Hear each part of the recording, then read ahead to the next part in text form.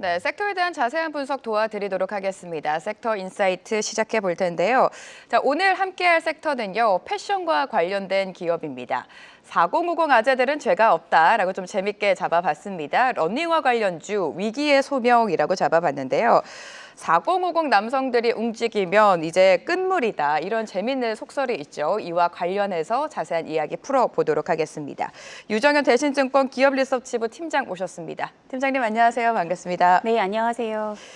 네, 연구원님께서 지난 7월 이 데커 아웃도어 주가 하락 배경으로 4050 아재들이 움직였기 때문이다라고 평가를 해주셨습니다. 네. 좀 재밌는 분석을 내주셨는데 구체적으로 좀 설명을 해주실까요? 네, 최근 이제 몇 년간 러닝화 시장이 이제 엄청나게 성장을 했어요. 지금도 사실 러닝을 즐기시는 분들이 맞아요, 많으신데요. 많아졌죠. 네, 근데 이제 오랜 기간 동안 이제 인기를 끌고 그 시장이 폭발적으로 성장을 했는데 지난해 말 올해 초부터 브랜드별로 좀 이렇게 성장세가 둔화되는 모습들이 나타나기 시작했습니다. 근데 이제 그런 둔화되는 모습을 보여주는 브랜드들이 어떤 특징이 있는지 사실 좀 그런 걸 발라서 해보고 싶었는데 특징적으로 이제 그 브랜드의 그러니까 성장이 성숙으로 진입하면서 성장률이 둔화될 때 특정 소비층이 많이 소비하는 경향이 있거든요. 그래서 여기서는 이제 4050 중년 남성층, 우리가 이제 흔히 아재라고 하는 그 소비층을 언급을 했는데 그 특징이 너무 뚜렷하게 나타나는 브랜드가 있어서 사실 그거에 대한 글을 가볍게 썼는데 많이들 이제 관심을 가지고 언급을 해주셨습니다. 네. 네, 러닝화에 대해서 말씀을 해주셨는데 러닝화에 앞서서 의류업계도 좀 짚어보도록 하겠습니다. 그렇다면 의류업계도 4050 아재들이 입기 시작하면 좀 주가가 하락합니까? 네, 이게 이제 왜 이런 일이 벌어지냐면요. 사실 중년 남성층은 소비에 적극적인 계층이 아니에요. 연령층이 아니죠. 보통 이제 여성, 특히 이제 젊은 20, 30대 여성 소비층이 주도가 돼가지고 소비 시장이 커지는데 40, 50대 남성들은 이제 어머니나 아니면 부인이나 주로 같이 사는 여성의 소비에 의해서 이제 본인이 착장을 하거나 착용하는 경우들이 많습니다. 근데 이제 그분들이 소비를 하기 시작했다는 거는 본인의 의지와 상관없이 이제 그러니까 사온 것들을 많이 소비하면서 그냥 그 시장의 이제 성장이 좀 마무리돼가는 것들이 이제 많이 보여지고요. 대표적으로 몇 년 전에 이제 크게 인기를 끌었던 스포츠 브랜드가 있었어요. 언더아머라는 브랜드 여러분들 잘 아실 텐데 굉장히 핫한 브랜드였는데 이제 그 브랜드 인기가 시들해질 때쯤부터 이제 아저씨들이 많이 이제 입기를 시작했습니다. 그래서 이제 젊은 소비자층들이 어떻게 언급을 했냐면 아저씨들이 등산 갈 때 입는 브랜드다 이제 이렇게 얘기를 하기 시작했죠. 이게 이제 왜 이런 일이 벌어진지 조금 더 설명드리면 보통 이제 브랜드가 성장할 때 점포를 내고 또 많은 사람들이 사 입는데 성장이 둔화될 때쯤이면 이제 시장에 풀려 있는 재고는 많고 할인을 많이 하게 되거든요. 근데 이제 중년 남성층들은 보통 이제 싸고 그런 것들, 브랜드 관여도가 낮은 소비층들이기 때문에 이제 싼 것들을 많이 찾게 돼요. 그래서 할인하는 품목들을 사는데, 근데 그런 분들이 많이 사 입는 브랜드는 다시 한번 가치 하락을 겪게 되는 거죠. 그래서 이제 아저씨들이 입는다 그러면 진짜 끝물이구나. 우리가 이제 그렇게 얘기를 합니다. 그래서 이 남성들, 특히 이제 중년 남성들은 자동차나 가전이나 이제 이런 특정 아이템을 제외한 나머지 일반 소비 품목에서 가장 이제 마지막에 소비하는 계층이다. 이제 이렇게 이해하시는 게 좀 이제 이해를 돕는 데 도움이 될 것 같습니다. 네. 네, 4050 아재들이 입어서라는 표현보다는 아무래도 남들이 입지 않을 때 내가 먼저 입는 그 희소성을 또 중요시 여기지 않습니까? 대중화되기 전에 좀 선점해서 입는 소위 말해서 좀 유행을 타는 의류에 대해서 말씀을 해주신 것 같은데요. 유통업종에 대해서 좀 본격적으로 짚어보도록 하겠습니다. 최근 정부가 좀 적극적으로 내수를 살리기 위해서 여러 가지 정책을 하고 있죠. 소비 쿠폰도 최근에 나왔고요. 소비 지표 변화가 좀 있었습니까? 지난해 12월 이제 계엄, 탄핵, 표결 이런 것들이 있었을 때 소비자 심리 지수가 직전 월인 11월 101 대비 크게 하락한 88을 기록을 했습니다. 그러다가 이제 4월에 탄핵 인용 선고가 나오면서 88에서 94까지 회복을 했고요. 이후 이제 5월에 102, 7월에 111까지 이제 굉장히 빠른 속도로 회복을 했습니다. 근데 그 111이라는 소비자 심리 지수는 2017년 6월, 그러니까 즉 8년 전 탄핵 이후 대선 직후의 수준이거든요. 근데 8년 만에 그 수준까지 이제 단번에 회복을 하게 된 거예요. 그래서 이게 이제 그 정치적으로 불확실했던 것들이 좀 해소가 되고 대선 이후에 정부가 소비를 좀 키워보기 위해서 소비를 회복시키기 위해서 여러 가지 정책들을 이제 펼치고 있는데 소비 심리가 여기에 크게 영향을 받고 이제 급반등했다고 보시면 될 것 같고요. 특히 이제 지난주부터는 민생회복 네. 지원금이 지급이 되면서 13.2조 원이 이제 시장에 풀렸는데 그 추경 효과가 소비 심리를 끌어올리는데 크게 역할을 했다고 봅니다. 네. 네, 그렇다면 이 하반기 유통 기업들의 주가와 함께 실적도 좀 전망을 해봐야 될 것 같은데 네. 말씀해 주신 것처럼 이번 정부는 좀 적극적인 내수 회복에 좀 힘을 쏟고 있는 네, 상황입니다. 하반기 유통 기업들의 기업 실적 변화는 어떻게 예상하십니까? 네, 이제 아직 2분기 실적이 마무리되지는 않았습니다. 네네. 이제 8월 중순까지 마무리될 텐데 2분기는 이제 6월까지 실적이기 때문에 그렇게 좋지는 않아요. 왜냐하면 이제 4월에 탄핵 인용 선고가 있었고 6월에 대선이 있었지만 4월은 날씨도 평년에 비해서 많이 추웠고 그리고 그 집회 여파들이 좀 있었거든요. 그래서 4월이 그 큰 부분을 차지하는 2분기 실적까지는 좋지 않는데 7월, 8월 이제 시작한 지 얼마 안 됐지만 3분기부터는 소비 회복이 좀 그 실적으로 드러날 거라고 봅니다. 일단 7월 달 백화점만 놓고 보면은 백화점 기존 점포의 매출 성장률이 대략 뭐 한 4, 5% 이상 정도로 이제 양호한 성장을 보여주고 있는 것 같고요. 아직 8월은 이제 뭐 본격적인 휴가철이니까 네. 우리가 좀 아직 예단하기는 좀 어려운데 지난주부터 풀린 그 소비 회복 그 민생 회복 지원금 때문에 지금 소비가 늘어나고 있다는 기사들이 나오고 있는 걸로 봐서는 3분기와 4분기로 갈수록 그 소비 회복 강도는 조금 더 좀 세질 거라고 보고 있습니다. 네. 소비 회복은 하반기에 갈수록 좀 그 강도는 강해질 것이다라고 말씀을 해주셨는데 네. 사실 지난 정부에서 이 대형마트죠. 공휴일 의무 휴업 규제를 폐지를 했지만 이번 정부에서는 다시금 재추진할 것이다라는 목소리가 커지고 있습니다.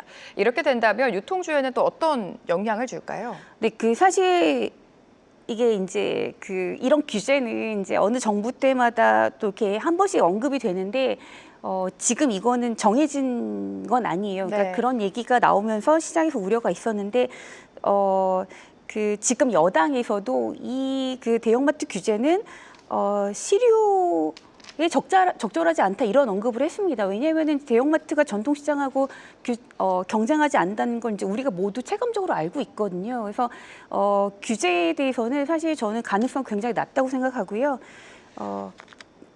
일단은 언급은 됐지만 사실 큰 이슈는 아니지 않을까 이렇게 보고 있습니다. 네. 네, 큰 영향 없이 지나갈 수 있다라고 네. 예상을 해주셨습니다. 백화점으로 또 시선을 돌려보도록 하겠습니다. 네.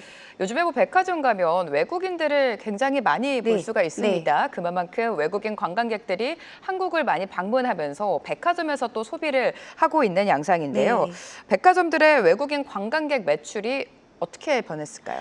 사실 이제 네. 백화점은 순수 정말 내국인 중심의 채널이잖아요. 네. 근데 뭐 서울 시내 명동에 있는 뭐 롯데백화점이나 신세계백화점은 점포 하나만 놓고 봤을 때는 롯데 같은 경우는 외국인 매출 비중이 이제 30% 정도로 굉장히 높습니다. 이거는 이제 로케이션 때문인데, 근데 요새는 특히 이제 코로나 이후로 말씀하신 대로 방한을 하는 외국 관광객들이 크게 늘고 이제 외국 관광객들이 강북 시내만 다니는 게 아니라 네. 강남, 뭐 홍대, 성수 이런 데로 이제 정말 서울 시내 곳곳을 열심히 다니다 보니까 현대백화점 삼성동 무역센터점마저도 외국 매출 비중 20%까지 올라왔어요. 그러니까 기존에는 한 5% 정도밖에 되지 않았거든요. 네. 근데 왜 거기까지 가서 백화점 쇼핑을 하느냐? 이게 근처에 이제 스타필드에 별마당 도서관 있잖아요. 네네. 거기 가서 열심히 사진 찍고 인스타에 올리고 이제 이런 것들이 그들에게도 하나 이제 문화가 된 거예요. 네. 한국에 가면은 꼭 가봐야 되는 곳. 그래서 예전에는 강북에 뭐 고궁 중심으로 여행을 다녔다면은 이제는 서울과 뭐 서울을 벗어난 지역까지 정말 전국 방방곡곡을 다니는데 그러다 보니까 이제 외곽에 있던 백화점마저도 근처에 그 꼭 들려야 되는 어떤 핫스팟이 있다면은 그냥 외국인 매출 비중이 확 올라오는 거죠. 그래서 네. 뭐 삼성동도 그렇고 그 여의도의 더 현대점도 외국인들 정말 안 갈 것 같은데 매출 비중 20%가 넘었습니다. 네, 굉장히 이제 전에 없던 현상들이긴 하죠. 네. 네, 어딜 가나 최근에 외국인을 많이 볼 수가 있는데 그만큼 백화점에서 외국인이 차지하는 매출 비중이 늘어나고 있다는 점은 긍정적인 것 같습니다. 국내 유통시장이 사실 최근 몇 년 동안 불황을 겪지 않았습니까? 그 안에서도 좀 성장을 지속한 채널이 있다라고 하는데 네. 어떤 부분인가요? 그 여러분들 이제 뭐 이미 짐작하고 계실 것 같긴 한데 이제 대표적으로 올리브영하고 다이소를 말씀드릴 수 있을 것 같아요. 사실 그 올리브영은 그 이제 중저가 화장품을 파는 채널이었고요. 그 사실 뭐 정말 내국인을 대상으로 하는 채널이었는데 거기에 이제 갑자기 외국인들이 이제 계속 그 방문하는 외국인들이 크게 늘면서 K뷰티를 원스톱 쇼핑할 수 있는 메인 채널로 이제 부상을 하게 됐습니다. 생각해 보시면 그냥 뭐 10대, 20대 젊은 여성들이 많이 방문하는 채널이었는데 거기 가면은 그 K뷰티 제품들을 한 곳에서 다 볼 수 있잖아요. 그래서 그렇죠. 이제 방한하는 네. 외국인들이 방문을 하기 시작한 거예요. 그러니 우리나라의 중저가 화장품을 만들고 브랜딩하는 회사들이 무조건 올리브영에 입점을 해야겠다는 생각을 하게 되고요. 그리고 내국인 입장에서는 거길 방문하면은 그냥 계속 새로운 것들이 생기니까 새로운 것도 구경할 게 생기니까 방한하는 외국인과 국내 소비자들이 같이 모이는 점포가 된 겁니다. 그래서 뭐 백화점이나 대형마트나 혹은 편의점이나 그냥 내국인을 대상으로 하던 채널은 사실 성장을 못했는데 올리브영은 이제 매년 거의 20% 가까운 성장을 꽤 긴 시간 동안 이제 지속하고 있고요. 그 다음에 다이소도 사실 좀 비슷한 컨셉인데 처음에는 이제 중저가 생활용품들을 파는 채널로 이제 소비자들한테 인식되다가 그 방한하는 외국인 여기도 마찬가지죠. 그래서 한국적인 것들을 저렴한 것들을 살 수 있는 그런 채널로 이제 어필을 했는데 거기서도 방문하는 외국인 혹은 이제 국내 소비자들이 크게 늘어나니까 아이템들이 처음에는 그냥 생활용품에서 이제는 뷰티 제품, 그다음에 뭐 간단한 옷, 의류 제품까지 이제 카테고리가 굉장히 다양해지고 있습니다. 그러니까 더 많은 사람들이 계속 모이게 되는 그런 효과들이 나타나게 되는 거죠. 네. 네, 올리브영과 다이소는 내국인뿐만이 아니라 외국인도 집중되고 있다는 점 체크를 해주셨습니다. 자, 유통주 1분기 실적 같은 경우에는 아무래도 정치적 리스크가 불거지면서 소비에 대한 둔화로 타격을 입었습니다. 유통주 지금 2분기 실적 줄줄이 발표를 하고 있는 상황인데 2분기 실적 눈높이는 우리가 좀 낮춰서 봐야 되는 겁니까? 네, 이게 이제 전체적으로 앞서 말씀드린 대로 좋아지기 시작한 초기이기 때문에 기업들 실적이 좀 약간 개별적으로 좀 다르게 나타날 것 같은데 뭐 전반적으로 좋다라고 보기는 어렵고요. 4월 대비 5월이 좋고 5월 대비 또 6월이 나쁘지 않고 이런 추세이기 때문에 좋아지는 그림은 맞지만 2분기까지는 그렇게 아주 좋지는 않을 겁니다. 근데 지금 뭐 이제 주식시장도 다시 이제 그 대주주 조건을 완화하는 걸로 다시 뭐 얘기를 하겠다 이런 얘기들이 나오고 있고 사실 저는 소비가 하반기에 좋아지기 위해서는 사람들 주머니가 다시 좀 이렇게 든든해진다는 어떤 기대 심리가 작용해야 될 거라고 보고 있거든요. 그래서 저는 그 코스피 지수 자체가 매우 중요한 역할을 할 거라고 생각해요. 내가 주식 투자를 했는데 내 계좌의 잔고가 계속 늘어난다는 어떤 뭐 기대감 같은 것들이 있어야지 그 주머니에서 돈을 꺼내서 소비를 할 거라고 보는 거죠. 정부가 그거에 마중물이 되기 위해서 지금 주식시장도 붐업시키려고 하는 얘기들을 계속 꺼내고 있고 그리고 이번에 이제 그 민생회복 지원금도 사실 이제 추경을 통해서 지급을 한 겁니다. 그래서 2분기까지는 그 시작점이었다면 3분기, 4분기는 좋아질 거라고 보고 있고 특히 지난해 3분기, 4분기 실적이 너무 안 좋았어요. 그러니까 원래 경기도 안 좋은 데다가 뭐 계엄, 탄핵 좀 복잡한 일들이 많았기 때문에 4분기 소비가 특히 더 안 좋았는데 이제 반대로 얘기하면 올해 3분기, 4분기로 갈수록 소비는 좀 더 좋아질 가능성이 매우 높다 이렇게 말씀드릴 수가 있겠습니다. 이제 막 좋아지는 시기다. 2분기는 그렇게 말씀해 주셨고 3분기, 4분기 하반기로 갈수록 실적 성장은 더 이루어질 것이다라는 분석을 도와주셨는데 그러면 유통주 연간으로 해서 실적을 한 번 더 짚어볼까요?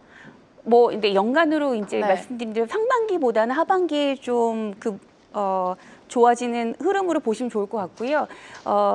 지금 뭐 백화점은 이제 좋아지기 시작했고 편의점은 이제 뭐 7월에 민생회복지원금 받아서 이제 편의점들 많이 가실 테니까 3분기부터 좋아질 거라고 보여집니다. 그리고 올해보다는 사실 내년 조금 더 기대를 하고 있는데 지금 정부가 이제 각종 펼치는 정책들, 그다음에 뭐 추경 이런 것들이 이제 하반기에 좀 탄력을 받고 그다음에 올해는 사실 상반기까지는 좀 네. 여전히 좀 복잡한 정치적 상황들이 있었잖아요. 근데 내년은 그런 것들이 없을 거기 때문에 하반기와 2026년을 바라보고 투자하시기에는 뭐 좋은 타임이라고 생각합니다. 네. 네, 지금이 매수 타이밍이다라고 말씀해 주신 만큼 팀장님이 바라보고 계시는 최선호주 탑픽 종목은 어떤 종목인지 여쭤볼게요. 아, 네. 그 유통주에서는요. 저는 기본적으로 백화점을 선호하는데요. 소비 심리가 좋아지면 제일 좀 직관적으로 소비를 사람들이 이제 어디로 가서 하겠느냐. 네. 백화점이 사실 거기에 이제 핵심 채널이라고 생각합니다. 그리고 전에 안 하던 뭐 옷이나 이런 것들 많이 사입으러 갈 텐데 그걸 한데 모아서 가장 많이 파는 채널이 바로 백화점이죠. 그래서 백화점을 좋게 보고 대표적으로 현대백화점하고 신세계를 좋게 봅니다. 현대백화점은 이제 올해 상반기 실적이 다른 업체들이 좋지 않았음에도 현대백화점 자체적으로 상당히 좋았어요. 근데 이제 하반기 왜 더 좋게 보냐면 그 면세점 자회사 면세점이 3, 4분기부터는 이제 상반기 적자에 흑자로 돌아설 가능성이 매우 높은 상황이고요. 같은 맥락으로 신세계도 상반기에 면세점 적자가 이제 좀 있었는데 3, 4분기 지금 이제 들어오는 인바운드 외국 관광객들 훨씬 더 많이 들어올 거라고 보기 때문에 면세점 적자가 크게 줄고 작년 3, 4분기 때는 면세점을 접으면서 그 큰 비용들이 지출된 것들이 있는데 올해는 그런 것들이 없다. 그래서 이제 백화점이 좋고 거기에 이제 자회사 실적이 좋아지는 것들이 좀 크게 부각될 수 있는 현대백화점과 네. 신세계를 좋게 봅니다. 네. 유통주 안에서는 역시나 백화점에 좀 집중을 해주셨습니다. 현대백화점과 신세계 탑픽으로 제시해 주셨으니까요. 참고해 보시기 바랍니다. 오늘 유통주에 대한 분석 유정현 대신증권 기업 립서치부 팀장과 함께했습니다. 고맙습니다, 팀장님. 감사합니다.